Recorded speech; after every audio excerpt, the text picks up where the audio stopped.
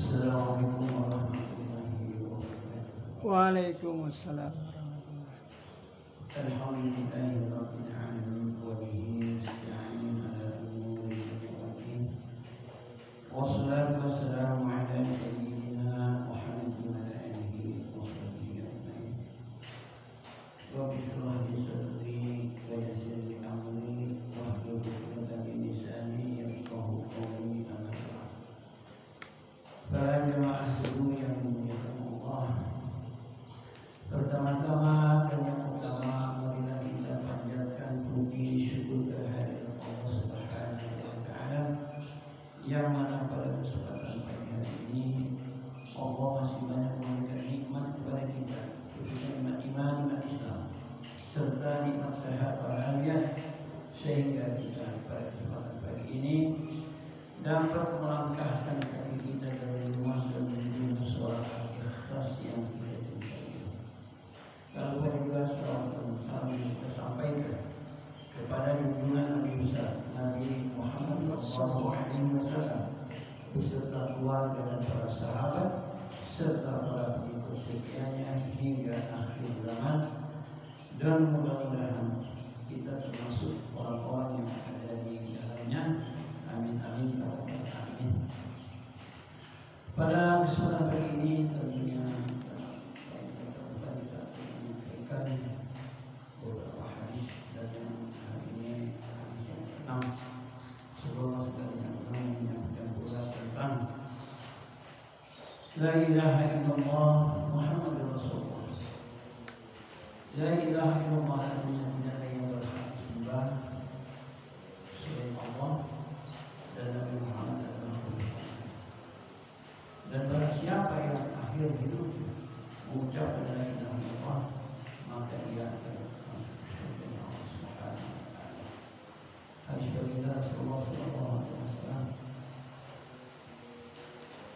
An Abi Dzar radhiyallahu anhu qala Rasulullah alaihi wasallam, "Ma min 'abdin qala la ilaha illallah summa mata 'ala dzalika illa dakhala." Tidak ada seorang hamba pun yang mengucapkan la ilaha illallah kemudian ia meninggal dunia di atas keyakinan tersebut, kecuali dia masuk surga Allah Subhanahu wa taala. Dan kami akan meneruskan hadis yang ke-6, yaitu An Abdillah bin Amr radhiyallahu anhu an Nabi sallallahu alaihi wasallam annahu dzakara salati yawman faqala man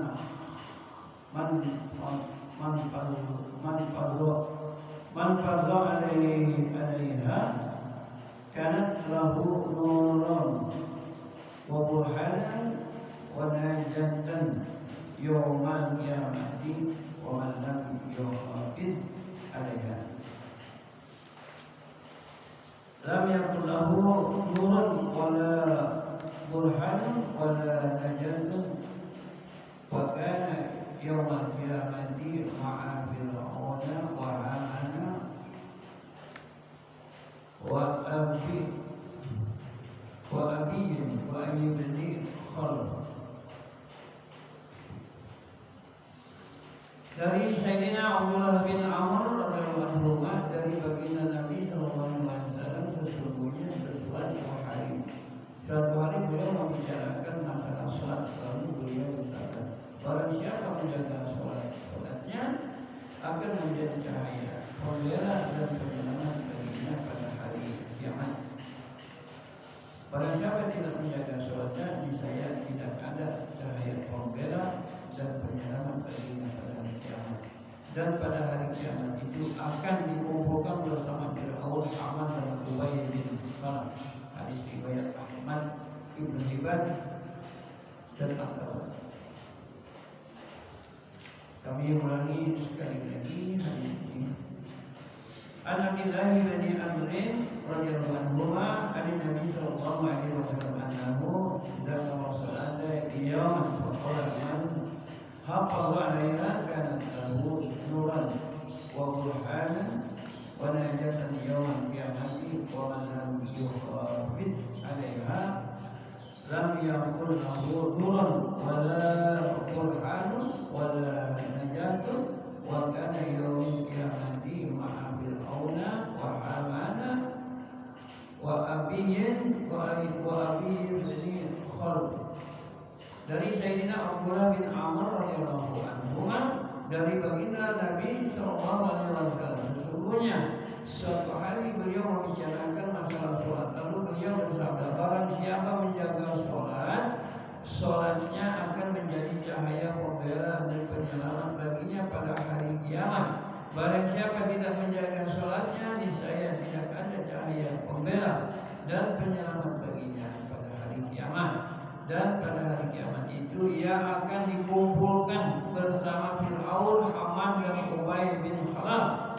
Hadis riwayat Ahmad Ibnu Hibban dan Tabrani dari kitab Darul Mansur. Faedah, semua orang pasti mengetahui siapakah Fir'aun dan bagaimana tingkat kekufurannya sehingga ia mengaku dirinya sebagai Tuhan. Haman adalah menterinya, sedangkan Ubay bin Khalaf ialah musuh besar Islam dari kaum musyrikin Makkah. Sebelum baginda Nabi sallallahu alaihi wasallam hijrah, Ubay bin Khalaf pernah berkata kepada beliau, "Aku telah memelihara seekor kuda dan memberinya makanan yang banyak. Dan dengan menunggang kuda itu aku akan membunuhmu, hai Muhammad." Na'udzubillah min dzalik. Baginda Nabi sallallahu alaihi wasallam menanggapi, "Insyaallah aku yang akan membunuhmu." Ketika terjadi perang Uhud, Ubay bin Khalaf mencari baginda Nabi sallallahu alaihi wasallam dan berkata, "Jika Muhammad lolos dariku hari ini, maka tidak ada kebaikan bagiku untuk tetap hidup." Ketika ia menemukan baginda Nabi sallallahu alaihi wasallam, para sahabat radhiyallahu anhum hendak membunuhnya dari jauh, tetapi baginda Nabi sallallahu alaihi wasallam mencegah mereka. Biarkan ia mendekat. Ketika Ubay bin Khalaf sudah mendekat, baginda Nabi sallallahu alaihi wasallam menarik sebilah tombak dari salah satu sahabat, lalu beliau melemparkannya ke arah Ubay dan berhasil menggores lehernya.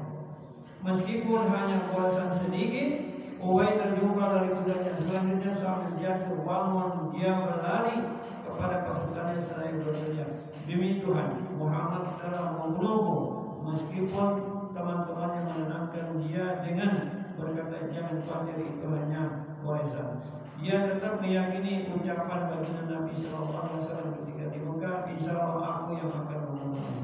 Demi Tuhan, seandainya Muhammad hanya meludahiku saja, aku pasti akan mati.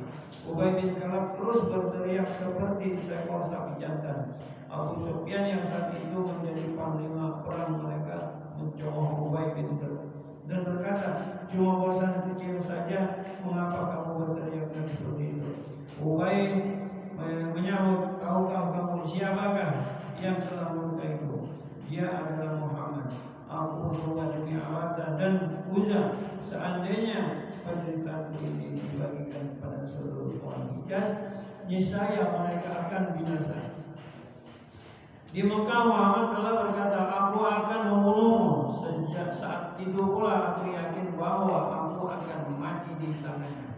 Aku tidak dapat lari darinya. Jika setelah berkata seperti itu Muhammad meludahi aku saja, pasti aku akan mati saat itu juga. Dalam perjalanan pulang sehari sebelum tiba di Mekah, Ubay bin Khalaf pun tewas dari kitab hadis. Perhatikanlah, seharusnya kita merasa cemburu dan menjadikan hal itu sebagai pelajaran bagi kita. Sekalipun Ubay bin Khalaf seorang kafir pula, musuh baginda Nabi SAW, dia sangat meyakini dan tanpa ragu sedikit pun terhadap ucapan beliau tentang kematian dirinya. Sementara kita yang mempercayai kenabian beliau, meyakini setiap ucapannya, mempercayai kepastian petunjuk-petunjuknya, mengaku sangat mencintainya dan membanggakan diri sebagai umatnya. Berapa banyak sabda-sabda baginda Nabi SAW yang kita amalkan? Sejauh manakah kita takut terhadap ancaman azab yang disampaikan oleh baginda Nabi SAW kepada kita? Setiap orang muslim seharusnya bercermin untuk mengoreksi diri masing-masing. sebelum ia membicarakan urusan orang lain. Dari kitab Az-Zawair, Syekh Ibnu Hajar Al-Makki rahmatullah alaihi menulis kisah Qarun bersama Fir'aun dan lainnya. Dia menulis bahwa orang yang malas melaksanakan sholat dibangkitkan bersama mereka, karena kebanyakan orang yang malas melaksanakan sholat dalam diri mereka terdapat sifat-sifat yang ada pada Qarun, Fir'aun dan lainnya. Jika seseorang yang melalaikan yang sholat karena sibuk mencari harta akan dibangkitkan bersama Qarun.